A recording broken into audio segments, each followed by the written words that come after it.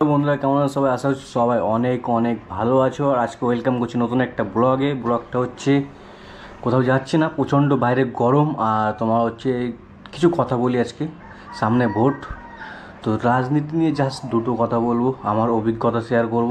আর তোমার হচ্ছে মা বাবাকে অনেক ইগনোর করেছি, তো মা বাবাকে অনেক সময় দিতে হবে। আগামী দিনে মা বাবাকে নিয়ে অনেক ভিডিও করব। সো চলো দুটো একটা কথা বলি মোটো ব্লগ করতে করতে। তো গাইজ বহুদিন পরে এই রাস্তায় ভিতরে ঢুকলাম, বহুদিন পরে। ইট ফিট পাতা আছে, যাওয়া যাবে তো নেই কে জানে, বহুদিন পরে এসছে রাস্তায়। আচ্ছা, এইদিকে রাস্তা তৈরি হচ্ছে, তো এই রাস্তাটা বিকেলবেলার সিনটা খুব ভালো লাগে। এখানেও রাস্তা হয়তো তৈরি হবে, জানি না, তৈরি করে আর ভাঙে, ঠিক আছে, তৈরি করে ভাঙে। মিডিলে খুব সুন্দর করেছিল 2 বছরের আগে, তারপর আবার ভেঙে দিল। ভাই কি করে রে। তো এই রাস্তাটা অনেক সুন্দর আর কি, তো ওই জন্য আজকে বেরিয়েছি তোমার হচ্ছে লোকালে ব্লগ করার জন্য, ঠিক আছে। এই গরম, যা পরিমাণ গরম পড়ছে আজকে, মানে কি বলবো, সিদ্ধ হয়ে যাচ্ছে ভিতর থেকে। বাইকের ইঞ্জিনের গরম, রাস্তার গরম, প্লাস মাথার উপরের গরম, আর তোমার হচ্ছে হেলমেটের গরম, তো সব গরম নিয়ে একদম পুরো আমি সিদ্ধ। এই হচ্ছে ব্যাপার। একটু মিউজিক শোনো, এই রাস্তার ফিলটা মিউজিকের সাথে নাও।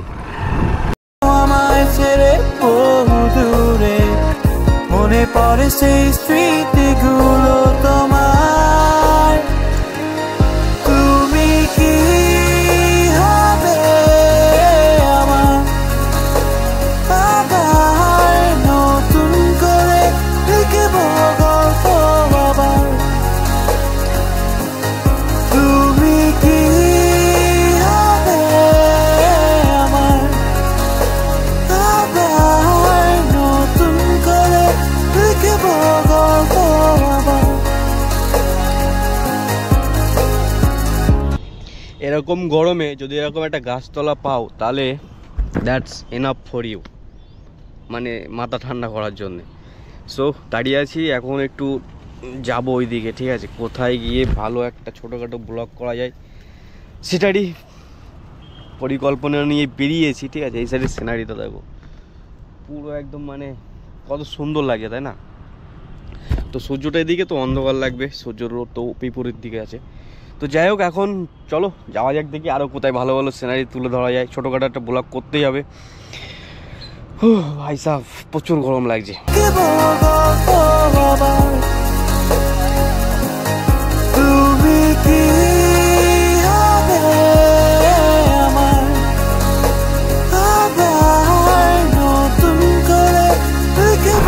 তো জীবনটা এখন এমন একটা জায়গায় দাঁড়িয়ে আছে না, মানে পুরো থমকে আছে সব কিছু, মানে বলে বোঝাতে পারবো না তোমাদের, ঠিক আছে। ফ্যামিলি, এই সেই সব কিছু মানে একদম থমকে আছে এখন।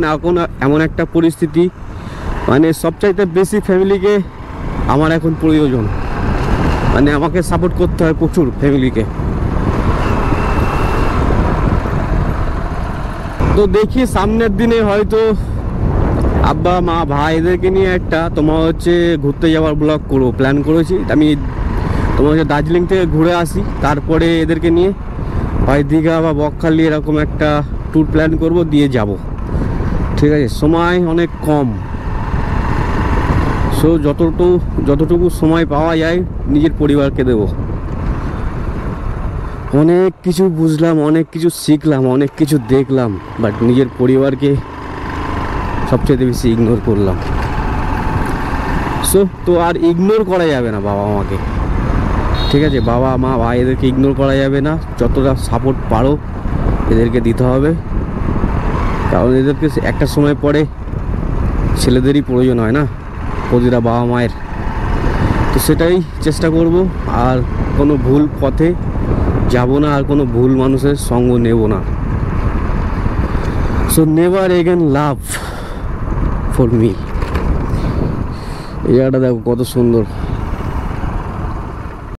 তো আমি আজকে কথাগুলো কেন বলছি জানো, নিজের পরিবার নিয়ে, কারণ একটা সময় গিয়ে এরকম মনে হয় যে আমি অনেক লেট করে ফেলেছি, অনেকটাই লেট করে ফেলেছি। সো লেট করা যাবে না। তোমাদের যারা এখন বয়স আছে, বাবা মার কথা শুনে চলো, ঠিক আছে। বাবা মা যেগুলো বলে সেগুলো মেনে চলো, তাহলে দেখবে জীবন অনেক সুখের হবে, ঠিক আছে? কারণ তারা সেই বয়সটা অতিক্রম করেই এসছে। আমরা কি করি, সবচেয়ে বেশি বাবা মাকে ইগনোর করি, বাবা মাকে ইগনোর করে নিজের সিদ্ধান্তে বেশিরভাগ চলি, ঠিক আছে? তো নিজের সিদ্ধান্তে চলো, কিন্তু বাবা মার কথাও একটু শোনো, না হলে অনেক ঠকে যাবে যতটা আমি ঠকেছি। তো যাই হোক, এখন এমন একটা পর্যায়ে চলে এসেছে যে বাবা মাকে প্রচণ্ড হেল্প করতে হবে, ঠিক আছে? মানে বাবা মাকে অতিরিক্ত সাপোর্ট করতে হবে, নিজের পরিবারের পাশে দাঁড়াতে হবে। তো এখন আমার কাজ হচ্ছে এটাই, বাবা মাকে সাপোর্ট করা। আর যেসব বন্ধুগুলো আছে, যে বন্ধুগুলো নিজের মানে সবচেয়ে বেশি তুমি বিপদে পড়লে তারা যারা আগে আসবে তাদেরকে পাশে রাখা। তো এইগুলো ফলো করেই চলতে হবে। নেক্সট কি হবে সামনে জানি না, কিন্তু যেগুলো পিছনে আছে মানে যেগুলো সামনে আছে সেগুলোকে ধরতে হবে। তো যাই হোক, আরেকটা কথা স্পেশালি বলি, সামনে ভোট। আমার একটা বন্ধু আছে, নাম সুদীপ। 2021 সালে রেস্টুরেন্ট খোলে, 2021 মিডলে, ঠিক আছে? লকডাউন শুরু হওয়ার আগে রেস্টুরেন্ট খোলে, ঠিক আছে? সেই রেস্টুরেন্ট লকডাউন পড়ার পরে বন্ধ হয়ে যায়। বন্ধ হয়ে গেলে সে যে দেনায় ডুবে যায়, সেই দেনা এখনো অবধি সে তুলে উঠতে পারেনি, ঠিক আছে? যেরকম সবাই আমরা নর্মাল সেটাবে ব্যবসা শুরু করিনি, যখন শুরু করি আমিও খুলেছি, আমি ডুবে গেছি, বাট আমি সম্পূর্ণ নিজের ক্যাশের উপরে ছিলাম, ওই জন্য অতটা অসুবিধা হয়নি। কিন্তু ও অনেকটা লোন নিয়েছিল, সেই লোনটা এখন অবধি ও শোধ করতে পারিনি, ঠিক আছে? সামনে ভোট, এমন কাউকে ভোট দেওয়া যাবে না যে নিজে যে কোনো একটা সিদ্ধান্ত নিয়ে নিল, 10 জনের কথা ভাবলো না। আমি এমন লোককে দেখেছি না ভাই লকডাউনে, মানে হাত পাততে দেখেছি লোকের গায়ে, ঠিক আছে? এমন লোক, মানে তুমি বললে বিশ্বাস করতে পারবে না। মানে তোমাদেরকে যদি বলি, আমি সামনে লকডাউন, তোমার হচ্ছে ভোট, অনেক ভেবেচিন্তে ভোট দেবে কাকে। জমি 3 বছর ধরে জমি 2-2.5 লাখ টাকা করলাম, দিয়ে রেস্টুরেন্টে ঢোকালাম, একেবারে ডুবে গেল। কোথায়? লকডাউন। রাত 12টার পর থেকে লকডাউন, বলা কওয়া নেই, একদম লকডাউন একটানা। একটা সিদ্ধান্ত, একেবারে 3 বছরের ইনকাম ফুস। টাকা কামাতে হয় না, না? সেম আমার বন্ধুর অবস্থা, ঠিক আছে? এখনো টেনে বেড়াচ্ছে ও সেই লোন। 1-1.5 লাখ টাকা পকেট থেকে খরচা করেছিল, আর 1.5 লাখ টাকা তোমার হচ্ছে লোন ফোন নিয়েছিল। সেই লোনের সুদ বেড়ে আজকে মানে এখনো শোধ করতে পারিনি ও। সুতরাং যাকে চুজ করবে, ভালো করে চুজ করবে। হয়তো খারাপ লাগতে পারে আমার কথা অনেকের, ঠিক আছে? কিন্তু বাস্তব কথা বলছি ভাই, এতটা ঠকেছি না। ফার্স্ট এই পানুতি, দ্বিতীয় ওই লকডাউন। ভাবো তো, আজকে যদি রেস্টুরেন্ট আমার চলতো, লকডাউনটা না আসতো, তো আমি আজকে কোথায় থাকতাম? তো অনেক সিদ্ধান্ত আছে যেগুলো মানে কি আর বলবো, পোড়া কপাল যা হলে আর হয় কি। আরে দাদা,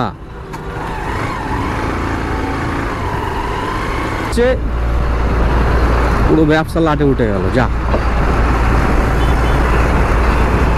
তাকে আর কি বলবে। আজ এই সময় 2024 লোকসভা ইলেকশন। দেখো ভাই, আমার তো গেছে, তাই না? আমার কাছে, আমার বন্ধুর কাছে বাস তো গেছে। সেই বাসটা রিকভার কি হয়েছে? হয়নি। ভেবেছিলাম কি ঠিক হয়ে যাবে, হয়নি যখন, আর হয়নি বলে আর কি হবে। তো চলো দাস ভাই, সামনের দিকে দেখা যাক আরও ব্লগে কিছু অ্যাড করতে পারি কি। ওকে হেউ করার জন্য নয়, ঠিক আছে? কিছু অভিজ্ঞতা শেয়ার করলাম, কিছু অনুভূতি করে বললাম যে কোনো সরকার, ঠিক আছে, যে সরকারই হোক, মজবুত করতে যাবে না, মজবুর করবে যাতে দল মানে হিলে যায় যে কোনো মুহূর্তে, তাহলে জনগণের কথা শুনবে। আর যদি মজবুত হয়, 5 বছর তো শুনছে না, ঠিক আছে? মাথায় রাখবে। এখনকার নেতাগুলো দেখেছো, মাটিতে পা পড়ে এদের। তো যাই হোক, এখন এই ব্লগটা এখানে শেষ করে দিচ্ছি। আর স্পেশালি বলবো যে যারা ছোট, ঠিক আছে, যারা আমার সাবস্ক্রাইবার ছোট, তাদেরকে বলবো স্পেশালি বাবা মায়ের কথা শুনে চলবে, ভালো হবে তোমাদের। আর নিজের অভিজ্ঞতা কিছুটা শেয়ার করলাম, ঠিক আছে? খারাপ লাগে ভাই, কাউকে কোনো দলকে আমি টার্গেট করছি না, ঠিক আছে? কিন্তু খারাপ লাগে, ঠিক আছে? মানে আজকে যদি দাঁড়িয়ে যেতাম তাহলে ভালো ফ্যামিলিকে সাপোর্ট করতে পারতাম, তাই না? তো এখন সেই দিন আনা দিন খাওয়ার মতো। লকডাউনে যারা সরকারি চাকরি করতো তারা কিন্তু ঠিক টাইমে স্যালারি পেয়ে গেছে, আগাম পেয়েছে আরও। কিন্তু যারা বেসরকারিতে কাজ করতো আমাদের সুইগির লাইনে আমাদের যারা বস ছিল, ঠিক আছে, এরিয়া ম্যানেজার, তাদেরকে কিন্তু ছাঁটাই করেছে লকডাউনের মধ্যেই। একটা ব্যক্তি যখন কর্ম হারিয়ে ফেলে তাদের কী অবস্থা হতে পারে, সেটাই বোঝানোর।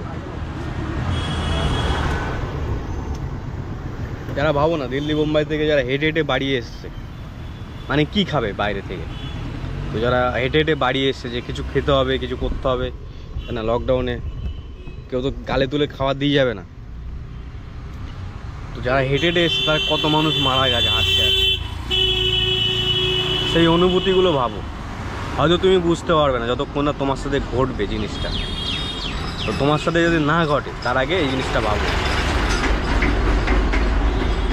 টাটা, বাই বাই, সবাই ভালো থেকো।